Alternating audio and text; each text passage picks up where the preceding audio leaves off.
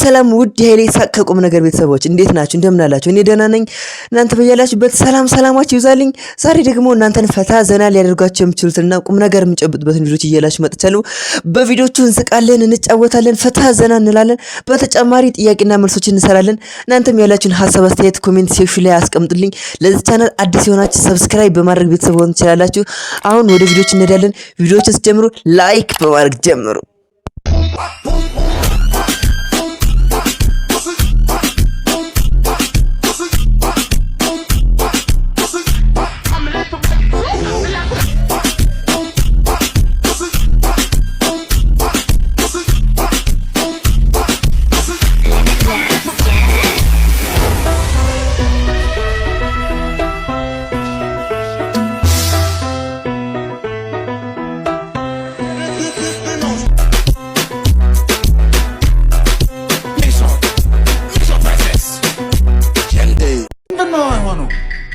ምን እንዳስነኩብን ያላቅም በቃ አስቸገረ። ቤት ሙዚቃ በሰማ ቁጥር በቃ ተነስታችሁ ጨፍሩ። ኮንሰርት ዲስኦርደር ዶክተር እንትን ጆሮ ውስጥ የተከተል ነው መጣ ከባርቻቻ ድዝልስ ነው ትውልዱ የተጠቃበት ያለ ክፉ ባስካርጂና ጭፈራ ሰው በጭፈራ ይዝናነን እኛ ተሳቀም ማለቃችን ቶርክ ዲስኦርደር ጌታ ሆይ የማን ነው የስልክ የጠራው? ዶክተር አዲ ያኔ አዳራ ዓለም የሶራ እኔ ነው ጭፍር እንደ እኔ ኦ ማይ ጋድ ዶክተር አጥንትና አትባለች። አረ ይጨፍሩ ሃይማኖት አፈቅድም ግንሽ የማንም ማፈቅድም አረ ጨፍሩ ይሻላል።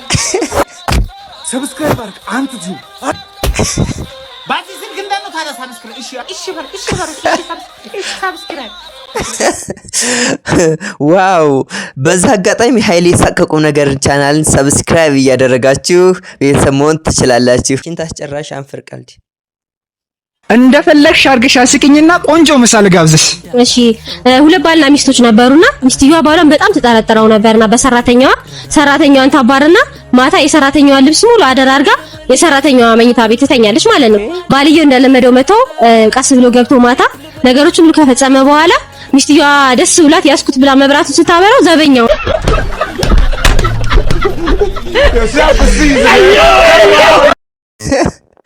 ለማንኛውም ማለት ነው ሚስቶችም ለባሎቻችሁ ታመኑ፣ ባሎችም ለሚስቶቻችሁ ታመኑ። በቃ እምነቱ ኑራ ቢሆን እዚህ ድረስ አደርስም ነበረ ከዘበኛ ጋር እስከ መተኛት ማለት ነውና እምነት ይኑራችሁ። መቃብር ጠባቂ ሆነህ ለቀስተኛ አልወጣ ሲልህ ወይ ፌብዬ እናቴ እባክህ ለኔ ምሳዬን ሳልበላ እራቴ ደረሰ። አንተን እየጠበቅኩ ሙሉ የግቢው መቃብር አበባ ጠጥቼ እያስገረምከኝ ነው። ኧረ እባክህ ውጣልኝ። አንተ ውጣ ወንድሜ። እኔ ፌብዬን ጥያት ወዴት ማለት ነው? ቢሆን መተር ምን ታወጣለህ? ፌብዬ እኔ ምን ነበርሽ ግን? የረጅም ዓመት ፍቅረኛ እርግጠኛ ነህ? አዎ እርግጠኛ ነኝ ወንድሜ። አባቴ ካንተ ባላቅም እዚህ ግቢ መጣ ወጣት እንዳለ እየመጣ የሚያለቅሰው እዚህ ጋር ነው። እርግጠኛ ነኝ ጮኛ እንዴ? እርግጠኛ ነኝ እንዴ? ምን ማለት ነው? ሽማግሌ ልልክ አንድ ቀን ስቀር እኮ ነው ጥለኝ ሄደችው። አንድ ጀንበር ሽማግሌ ልትልክስት? አዎ እንዴ ይኸውልህ ወንድሜ ዛሬ እዚህ ቦታ ላይ እዚህ መቃብር ቦታ ላይ አንተ አምስተኛ ሰው ነህ። አንተ በፊት የነበረው አራተኛው የሁለት ልጆች አስወልጃት የሁለት ልጆች እናት ነበረች። ሚስቴ ነበረች ብሎኝ ነው። እርግጠኛ ነህ? ሙት አይወቅስ ሙት ወቃሻቱ ነው ወንድሜ። ማንን ነው የምታስቆነው? ያማል እንዴ አንተ? እኔ ላጽናና እኮ ነው እንጂ እኔ ሄዳ የለብኝም። የሙት ቦዲ ካውንት ቁጥር ሙሉ ያማል እውነቱን ልንገርህ ብዬ እንዴ ፌብዬ የምሰማው ነገር እውነት ነው። አታደርጊው አይደለም። ይኸውልህ እንደሰማሁት ከሆነ ያንተን ስቶሪ ባላቅም ከሌሎቹ ከቁጥሩ አንፃር ሟች በህይወት እያለች ባዲ ገርል ነበረች። የዛሬን አያርጎና ሞተችና ባዲ ሬሳ ሆነች። ፌብዬ የምሰማው ነገር እውነት ነው ፌብዬ። በድን አይመልስልህ። ብትመልስልህም በሁኔታዋ በነበራት የኋላ ታሪክ ውሸት ነው የምትልህ። ፌብዬ ለአንቺ ያለቀስኩባቸው ቀናቶች ረገምኳቸው። ወጣሽልኝ። ተው አይ እንዲያቀሳሰርን በጊዜ ምሳ ካልወጣን እኮ ምን እርሙን ሊያወጣ ይመጣሱ እንዳለ ቶሎ አይጨርስም። ፌቨን በድሉ ታከለ በጣም ይቅርታ። እሺ እናት ተራበኝ፣ እኔም ተራብኩብሽ። ምሳ ለመብላት ብሎ ይሄን ያክል ግፍ ከባድ ነው። አክሰንቱ ከበድ ይላል። በሰፈሩ ያለ የለቅሶ ቤት እውነታ እንካስ እኔ ሊሳን ኧረ አንድ ቁርጥ እንኳን ትጎዳለህ። ተው ልጄ ካላችሁ ምን ይደረጋል? በእናትህ አንድ ቁርጥ እንኳን ከተበላልህ መሰል ጉሮሬን ይዞኛል። አይታኘክልኝ እኮ በእናትህ አንተ እስኪ ወጥ የለም እንዴ? ኧረ ከጎን ሰው አለ አባቸውን ያለቀስኩት እኔ ቢሰመር እነሱ ትናናሉ ወጡን አስወጣልኝ። ግን የማን ልጅ ነህ? ቆይ አንተ እኔ ግርማ ልጅ ነኝ። ግርማ ደግሞ ማን ነው? ግርማ እዛ ላይ ሰፈር። እስኪ ኮፍያ ነው ልቅ እንጂ። ኧረ በእናታችሁ አታሰቃዩ። ባለፈውም እንደዛ በዛኛው በር ገብቶ ነበር። እስኪ አንተ ራፉ ሞኬ ቢኖር እኮ ቤቱ 2 ኩንታል ጤፍ ነበር። እሱ ሴሉን ጥሎት ሞት አይደል? ዝም በል። ኧረ ለምግብ ተቀመጥኩ ሞክዬ። አይ ኧረ ምን ወጣሁት ሞክዬ። የኔ አናጋሪ የኔ ጓደኛ ለአንተ ሲባል እንደዚህ ለምግብ ልገመት ወይ ለምግብ ልገመት ወይ? አየየ አሳመናቸው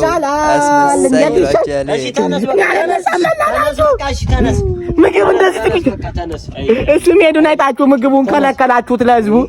ኧረ ተስካር ነው እባካችሁ ይብሉበት ሰዎች ባመሉ ናራና እንዴት ሄዳለሁ ና በቃ አረፍ በል። አይ አንጀቴን በላው ምኑን በላሁት? እንካው ወጡን አምጡልኝ መናታችሁ ግርሞና ስጧቸው ለነሱ ወጡን አምጪው። ይለያል። ቀንዴ ምን ፈግቶ አሳመናቸው። አንደኛ አይፎን ለማሳየት ብለህ ስትጨልል ቢ ላይክ አይፎን ይላል አባቢ አማን ነው ሰላም ነው። ወደ ፍራንኮ የሚወስደው መንገድ ማለት ነው። ፍራንኮን ታውቃለህ? ፍራንኮን ለመሄድ ፈልጌ ነው። በዚህ እንደዚህ ነው ወይስ በዚህ እንደዚህ ነው? አይ ፈልጌ ነው። ከቻልክ በዚህ ጋር አይ በዚህ ጋር በኝ የምትል ከሆነ ደግሞ በዚህ ጋር ወይ ደግሞ በፈለክ በዚህ ጋር አይ በዚህ ጋር ይርቀኛል የምትል ከሆነ ደግሞ ወይ እንዴ ገብቶታል። እንዴ ኮንቴንት ገባለ በዚህ ጋር ቀናለው ብሎ እሱ ቀንቶ ይመለስ። ይለያል። ማንኛውም በቃ ኑሯችን ስንኖር ለሰው ሳይሆን ለራሳችን ኑሮ። በቃ ነጋዴው ሹፌር አስነሳው። እሺ ወንድሜ እኔ የምልህ እንትን ሰልባጅ ምናምን እሸጣለሁኝ እንደዚህ ከመኪና ስራ በተጨማሪ አበረታታኝ። ይሄ ሸሚዝ ከመሄዳችን በፊት ይኸውና ካልወደድከው ችግር ይላል። ይሄ ሸሚዝ በጣም ቆንጆ ኳሊቲ ነው። እሺ የቱርክ ሸሚዝ ነው። ይሄ ቱታዩ የቱርክ ነው። ቦንድድ ይባላል። ለፍራሽ ብቻ ነው ቦንድድ አለኝ ባለፈው። ይሄ ኳሊቲ ከመሆኑ የተነሳ ማለት ኦሪጂናል ኳሊቲ ከመሆኑ የተነሳ ይሄ ሱሪ በዚህም ትቆልፏል። ለሽንት አትቸገርም። ለሽንት ሸሚዝ አለ። ሌላ ቢቀር ዶኔክስ አለኝ። ቦክሰር ነው መጥፎ። እሺ እንትን ወጥሮ ይዝባል። ይሄ በጣም በቃ እኔው ስነዳ በኮንፈርት ነው። ኮንፈርት ይላል ዲና። በዚህኛው ራይድ ሹፌር ሆኖ በዚህኛው ደግሞ ልብሱን አድቨርታይዝ እያደረገ ይሸጣል። አንደኛ ያው በዚህ ጊዜ 2 አይነት ስራ ካልተሰራ ኑሮ ላይፍ ከባድ ነው የሚሆነው። ከነተረቱ 2 ጉድጓድ ያላት አይጥ አይደል የሚባለው። አንደኛው አዋጭ ነበር ኖሮ በአንደኛው ትርፋማ ልንሆን ስለምንችል 2 እድሎችን መጠቀም መልካም ነው። ጆሮው የሚያከራክረው ጀለስ አንተ እርሚ መንጃ ፍቃዱን እኮ ጨረስኩት። መንጃ ፍቃዱን ቀስ በል ነው ጨረስከው። አንተ ትችላለህ። አንተ ምጣሽ እንግዲህ እኔ ቻቻ ወይ አባት ደንሽ ብራዝ አለሽ። እግዚአብሔር ይመስገን አለ እና አቶ የፊል ተከፍችናት እንዴ? አው ቀስ በል እንጂ እናት ተከከት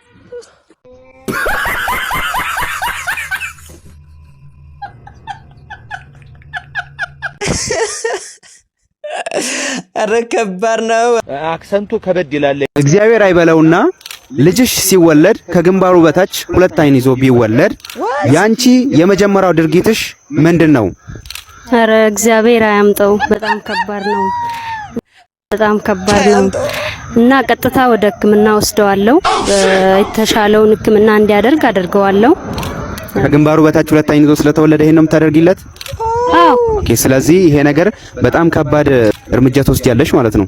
አዎ። ጥርሴስ ልማዴ ነው። አይኔን አታስቂው አለች ሴትዮ። ሁለት አይን እኮ ነው ያለው። ምን አስባ ነው እሷ እንዴ? ሶስት አይን ያለ መስዋዕት ነው እንዴ? አለማዳመጥ ይሉሃል። ይሄ ነው ችግሩ። ኦ ማይ ጋድ ወይኔ ምን ነው? አንዱ እኮ ነው አሁን ቴሌቪዥን ላይ ከ100 ኪሎ ጤፍና ከመጮቻ መኪና ምረጥ ሲባል መጮቻ መኪናውን እናረጣ እንዴ? እና ታዲያ መኪናው እኮ ይነዳል፣ ጤፍ ይነዳል እንዴ? ስማ 100 ኪሎ ጤፉን ብበላው ከመኪና ቀልማ አባረ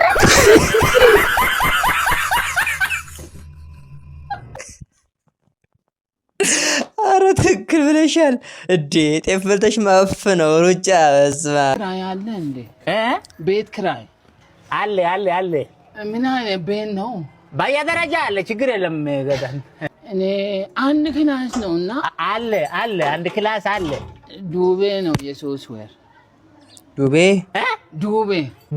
አለ። ናግባ ገራም ናቸው። በስመ አብ እንዲህ አይነት ሰው መገኘት በዚህ ጊዜ አዎ እንዴ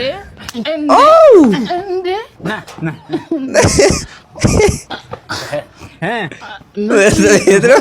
አየቤቱ ትገባለህ? አልገባም። ብር ተበድሬ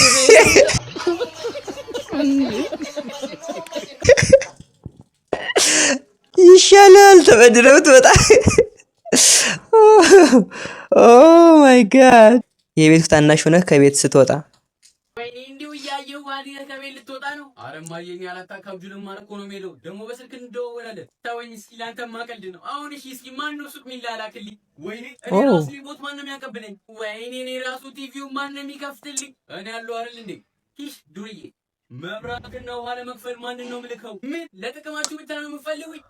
ጠዋት ዳቦ ሄዶ ማን ነው የሚገዛው? እሱን ተይው። ሲመሽ ማን ነው የውጭ በር የሚቆልፈው? ማንን ነው ጎረቤት ምልከው? እሱን ተይው። ማን ነው ጫማና ካልሲየር የሚያጥበው? ቡና ቀድቼ ላይ የሰው ማን ነው የሚሰጠው? ማንን ነው ዝም ብዬ አይቼ የምሰድበው? ማን ነው የሚያስታጥበው? ለስከ መስደብም በጣም ተሳፍራላችሁ። እሺ እዝራው እስቲ ካርድ ገዝተህ ከባድ ነው። እግዚአብሔር ብቻዬን ምግብ ልበላ ነው። ይሻላል ላሹት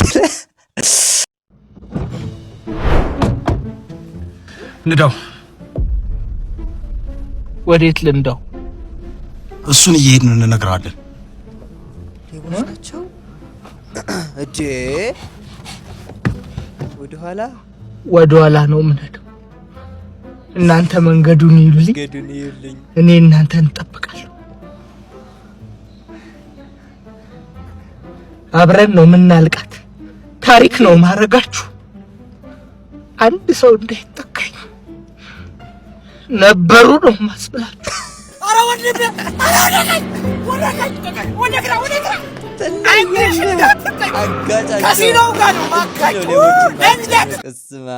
አንደኛ ነው በእውነት። ስራው ይቀጥል። አንዱ ጉራጌ ሊሞት ሲል ሚስቱን ይጠራና አንቺ ወየ ባሌ ትሏለች። እኔ ሲሞት ሱቁን ዘግተሽ ደግሞ ቀብር ላይ ነው ያለ።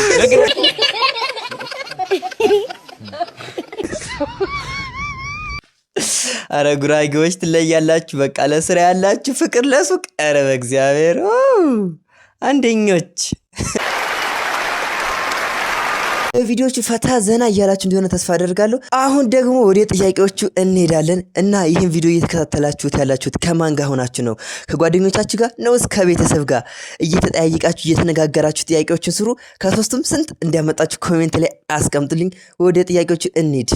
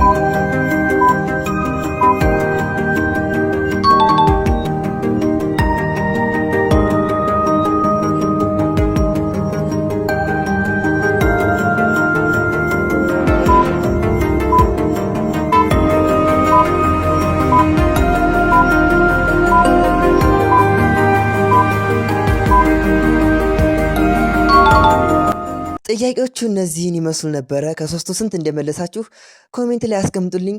ሁሌም እንደምለው ለዚህ ቻናል አዲስ የሆናችሁ ሰብስክራይብ በማድረግ ቤተሰብ መሆን ትችላላችሁ። እስካሁን ባሳያችሁ ቪዲዮዎች ፈታ ዘና እንዳላችሁ ቁም ነገር እንደጨበጣችሁበት ተስፋ አደርጋለሁ። አሁን ደግሞ ለህይወታችሁ ጠቃሚ ይሆናል ብዬ ያሰብኩትን ቁም ነገር ያስጨብጣችኋል ያልኩትን ቪዲዮ ጋብዛችኋለሁ።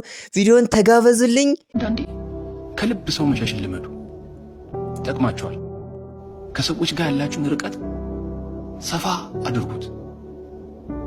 ለምንድን ነው እንደዚህ ብለህ የምትመክረን ካላችሁኝ ምን መሰላችሁ? የእውነት የሚወዳችሁ ሰው፣ የሚያስብላችሁ፣ የሚጨነቅላችሁ ሰው ከሆነ በመሃላችሁ ያለው ርቀት ይሰማዋል እና ወደ እናንተ ቀረብ ይልና ያቺን ርቀት አጥብቦ ወዳጅነቱን ይቀጥላል።